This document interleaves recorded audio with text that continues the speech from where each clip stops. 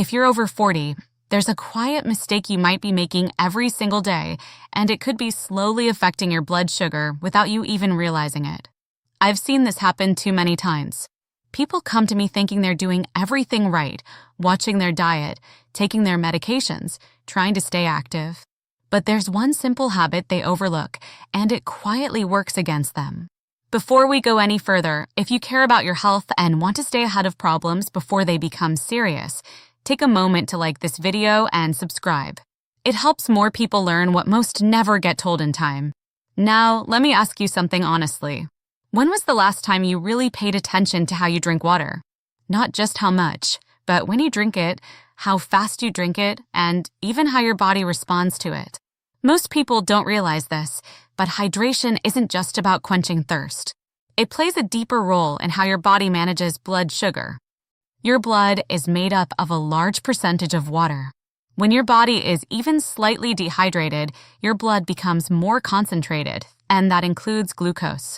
What I'm about to tell you might surprise you. Even mild dehydration can make it harder for your body to regulate sugar levels effectively. And over time, this may contribute to higher readings, fatigue, and even increased strain on your kidneys. I've seen patients who couldn't understand why their sugar levels were fluctuating until we looked at their hydration habits. Some would drink very little water during the day and then suddenly drink large amounts at once. Others relied heavily on tea, coffee, or sugary drinks, thinking it counted the same. And many simply ignored thirst signals, assuming it wasn't important. But your body is always sending signals. Subtle ones at first. Dry mouth, slight headaches, feeling tired for no clear reason, even sugar cravings. These aren't random. They can be early whispers that your body needs better hydration support. And as we age, something important changes. Our sense of thirst becomes weaker. That means you might already be dehydrated before you even feel thirsty. That's where the real problem begins. Because when your body isn't properly hydrated, it doesn't just affect energy, it can influence how your body handles glucose, insulin, and even appetite. And the way you drink water can either support your system or quietly stress it. Let me show you what most people get wrong. I want you to imagine this for a moment. You go most of your day without drinking much water. Maybe a cup of tea in the morning, another in the afternoon, and then suddenly, in the evening, you feel thirsty. So you drink 2 or 3 glasses of water quickly, back to back. It feels like you're catching up, like you've done something good for your body. But here's the part most people don't realize. Your body doesn't use water efficiently that way. When you drink large amounts of water all at once, especially after long periods of dehydration, your system can't absorb and distribute it properly. Instead, much of it passes through quickly, and your cells remain underhydrated.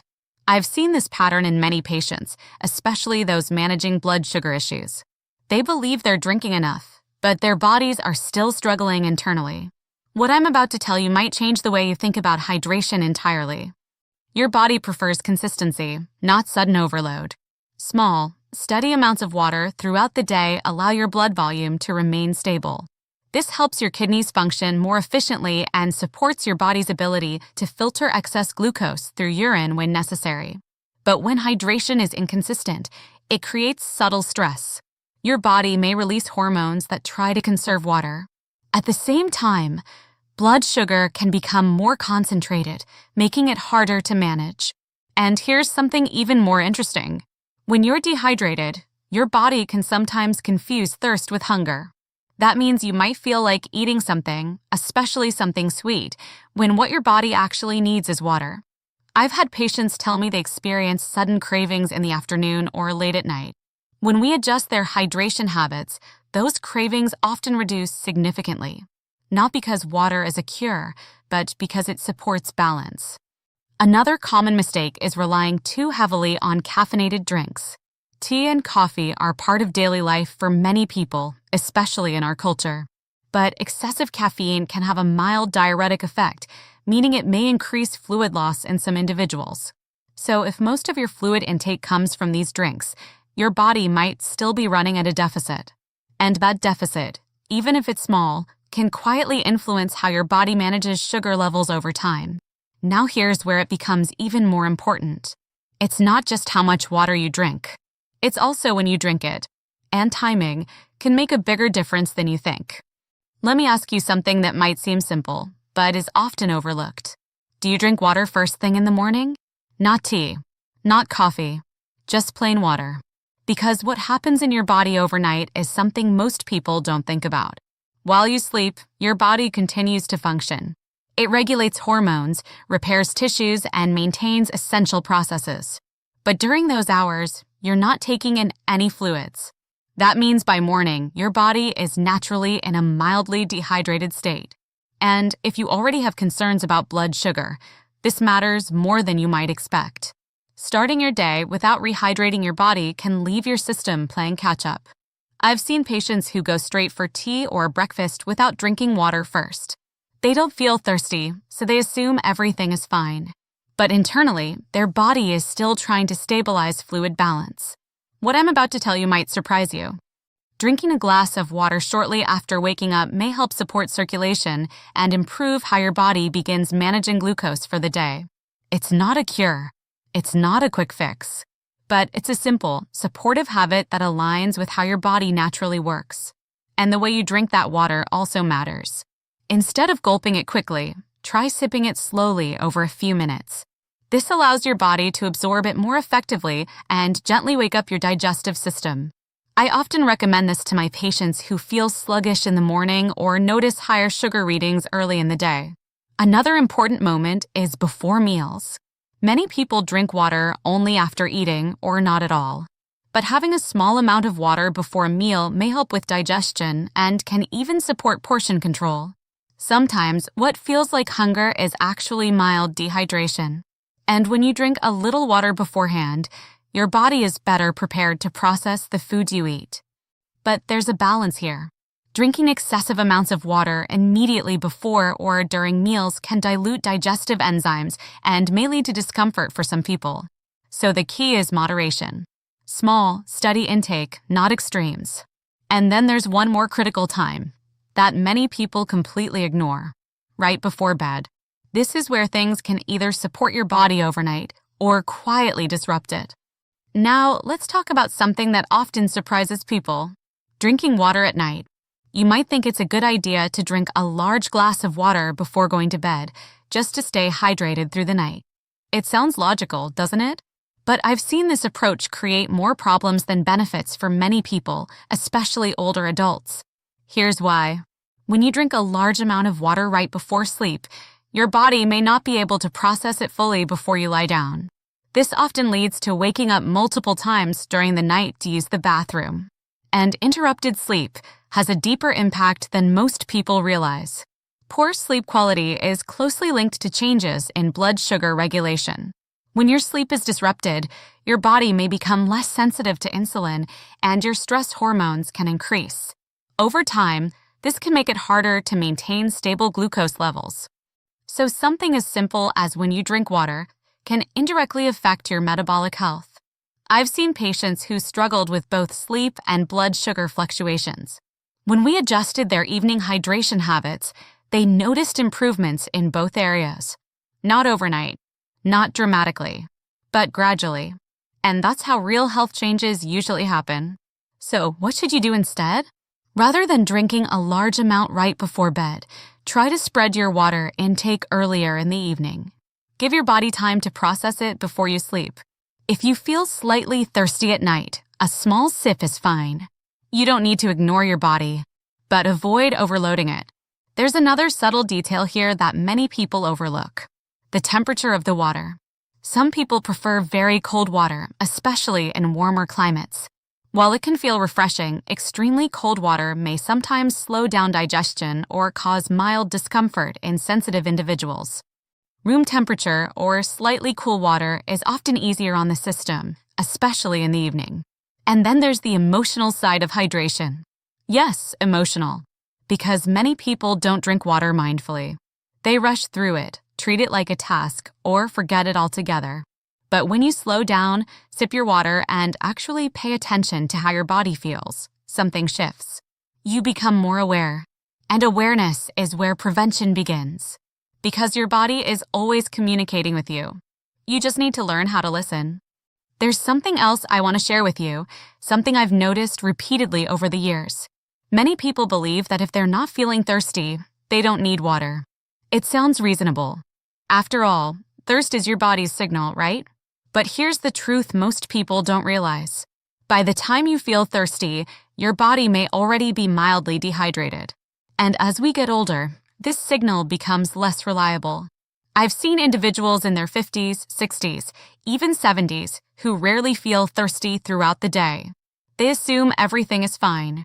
But when we look closer, we find subtle signs: low energy, dry skin, occasional dizziness, even difficulty concentrating. These aren't always dramatic symptoms. They're quiet, easy to ignore, but they matter. Because hydration plays a role in nearly every system in your body, including how glucose is transported and regulated. What I'm about to tell you might surprise you. Even a small improvement in hydration habits may help your body function more smoothly overall, not just for blood sugar, but for circulation, kidney function, and energy levels. I've had patients who simply started drinking water more consistently throughout the day, not more, just more regularly, and they reported feeling clearer, lighter, more stable. Again, this isn't a cure. It's support. And support is powerful when it's consistent. Another thing I often notice is that people wait for the perfect time to drink water. After work, after a meal, after they feel tired. But your body doesn't work in isolated moments. It works continuously. So hydration should be continuous too. A few sips every hour can be more beneficial than large amounts all at once. It keeps your internal environment steady. And when your body feels steady, it responds better. There's also a simple trick I sometimes suggest. Keep water within your line of sight, on your desk, near where you sit, in your kitchen, because the easier it is to see, the easier it is to remember. And over time, it becomes a habit, not something you force, but something you naturally do. And that's when real change begins. Now, I want to talk about something that many people don't connect to hydration at all: your kidneys. These small, bean-shaped organs work quietly in the background every second of your life. Their job is to filter waste, balance fluids, and help regulate important minerals in your body. But here's what most people don't realize. Your kidneys also play a role in managing blood sugar.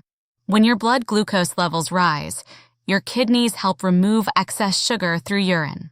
But for this process to work effectively, your body needs adequate fluid.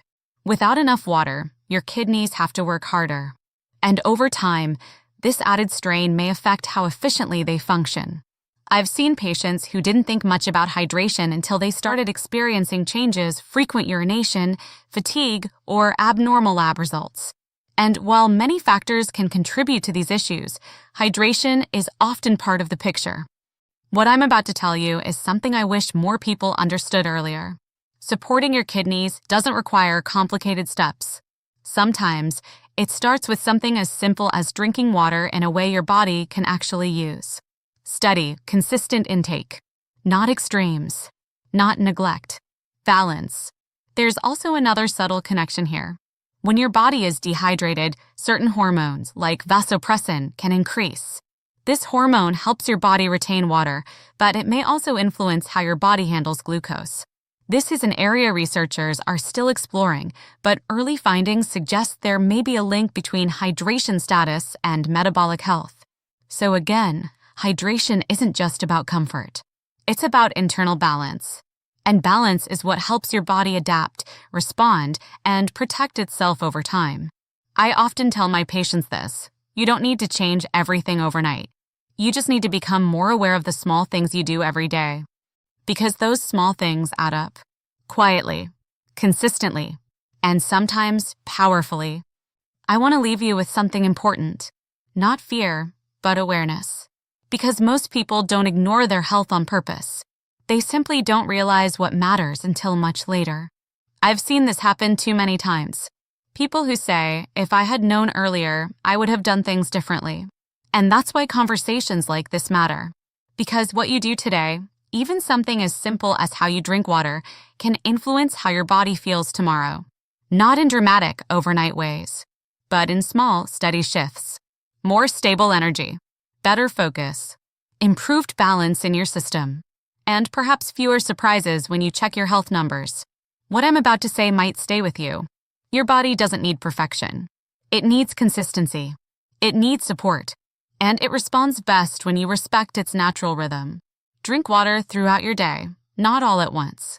Start your morning by gently rehydrating. Be mindful before and after meals. Avoid overloading your system at night. And most importantly, pay attention, because your body is always giving you feedback. Sometimes quietly, sometimes through small discomforts, sometimes through changes you can't immediately explain. But it's always communicating. And when you learn to listen, you give yourself a powerful advantage, not just in managing blood sugar, but in protecting your long-term health. If this made you pause and think, that's a good thing. That means you're becoming more aware. And awareness is where prevention begins. Take care of your body. It's been taking care of you all along.